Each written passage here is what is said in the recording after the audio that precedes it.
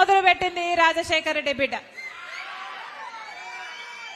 ఆ ప్రస్థానంలో భాగంగానే ముందు కాంగ్రెస్ పార్టీ నాయకులు కార్యకర్తలను మీ నుంచి వినాలని, మీరు నన్ను చూడాలని,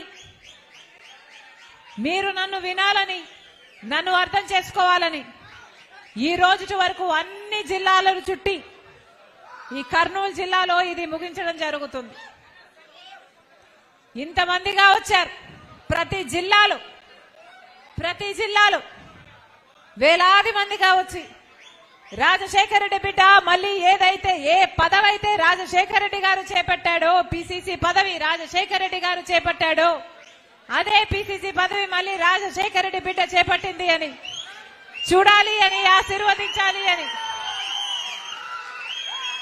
ఇంతకాలం 10 సంవత్సరాల పాటు కాంగ్రెస్ నే అట్టి పెట్టుకున్న మీ అందరికీ నా జోహార్.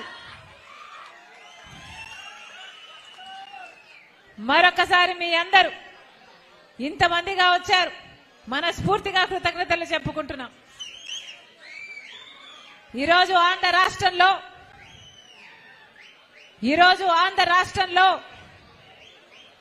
ఆంధ్ర రాష్ట్ర ప్రజలకు గౌరవం లేకుండా పోయింది. ఎందుకంటే ఆంధ్ర రాష్ట్రంలో ఈరోజు ఏ నిర్ణయం అయితే ప్రజలు ఇచ్చారో ఆ నిర్ణయానికి గౌరవం లేకుండా పోయింది. ఆంధ్ర రాష్ట్ర ప్రజలు ఎప్పుడు బీజేపీకి అధికారం కట్టాలని నిర్ణయించలేదు. అందుకే ఆంధ్ర రాష్ట్రంలో ఒక్క బీజేపీ ఎమ్మెల్యే గెలవలేదు, ఒక్క బీజేపీ ఎంపీ కూడా గెలవలేదు. అయినా దురదృష్టం ఏమిటి అంటే ఈరోజు ఆంధ్ర రాష్ట్రంలో రాజ్యం ఏలుతున్నది అదే బీజేపీ పార్టీ. ఒక్క ఎమ్మెల్యేని గెలవలేదు, ఒక్క ఎంపీని గెలవలేదు.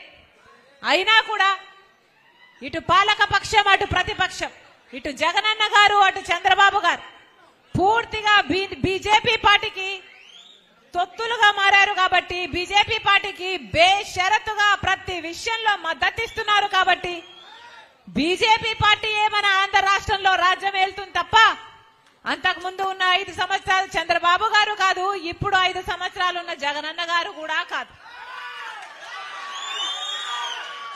ఈరోజు ఆంధ్ర రాష్ట్ర నాయకులందరూ మొత్తము అటు పాలక పక్షమైన ఇటు ప్రతిపక్షమైన బీజేపీ పార్టీకి బానిసలుగా మారారు.